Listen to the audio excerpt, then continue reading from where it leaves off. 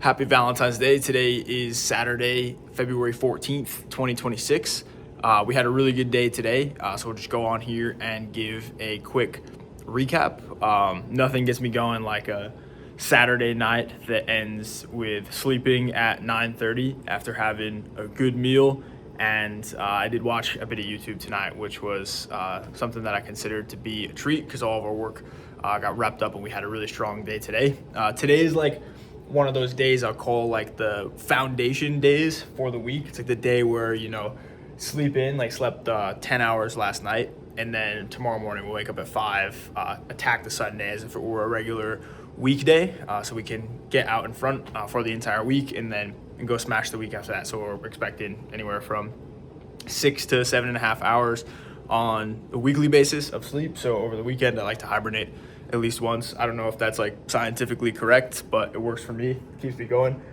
So today we ended up going from nothing but a research sheet and an onboarding call for a client that we're going to be doing 3 months worth of content in 2 days. So that's 90 entire short form videos that we're going to be getting in 2 days. I'm flying to Hawaii in exactly 2 weeks to go meet up with this client. So today we selected all of the videos that we're going to be making. So all of the ideas, all of the hooks, all of the pillars, the entire strategy is all laid out. So now what's left is actually structuring those out into scripts. So what we have today is like the formats of the videos, the hooks, the content mix for the different pillars. So just to add some color to that. So like the formats could be like this is a raw vlog format right here where there's like no editing whatsoever to it. I'm standing in front of the whiteboard and I'm just talking. Very raw vlog.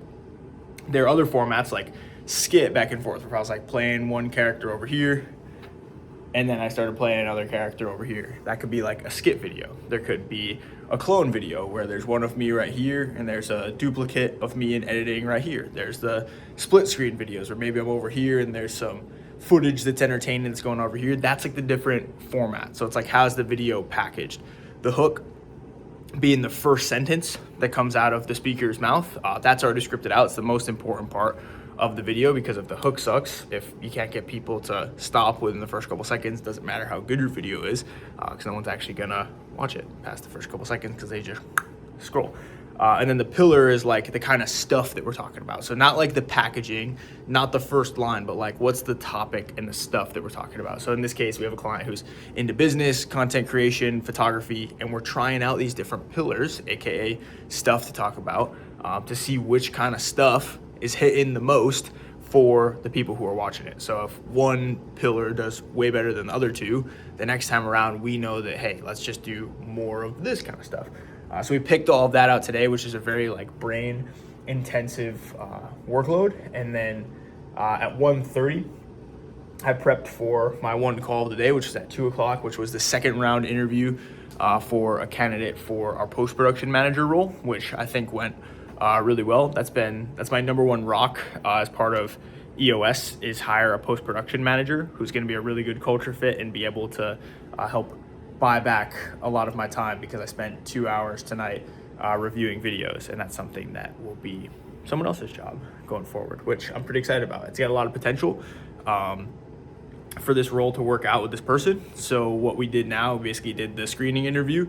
Today was the culture interview. That worked out well. And then next will be the technical side. So after we find out that this is a good person, seemingly, that they'll fit in with our team and with our culture, then we'll say, hey, like, how well can you actually do the job?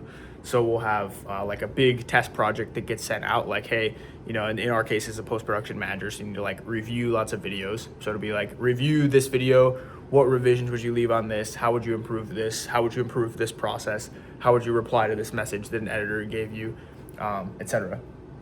So that's where we're at on that front. We've got another interview coming up on Thursday, and then also interviewing a bunch of other people in the meantime, because we want to put as many options on the table as possible so that way we're able to make the best decision for the company. So that's what went down today.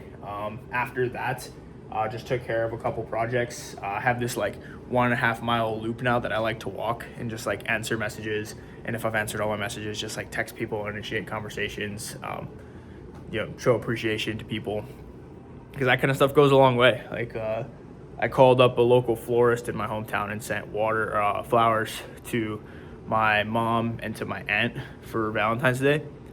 It's these little things like that, just like good touch points to let people know that you care about them, because even if it feels like you're doing everything on your own, we're like, I'm here by myself all the time and sometimes never interacting with humans on a daily basis. It feels like you're doing everything yourself. In reality, like, you were raised by somebody and there were people that were there that helped lift you up and helped mold you into be the person that you are today.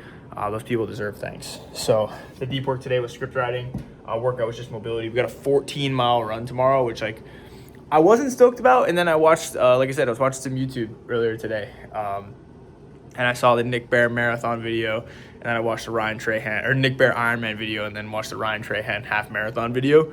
And it just fires me up, just like seeing like race day and stuff, and just, get a little bit of dopamine around running as well, which is cool, because we got a long run tomorrow. It's going to be 4 miles easy, 2 miles at 5:40, 1 mile easy, and then 1 mile at 5:30, and then a half mile easy, and then a half mile at like 5:25 or something like that. So we'll see how it goes. I'm excited. We've got a good course to run for the 14 miles.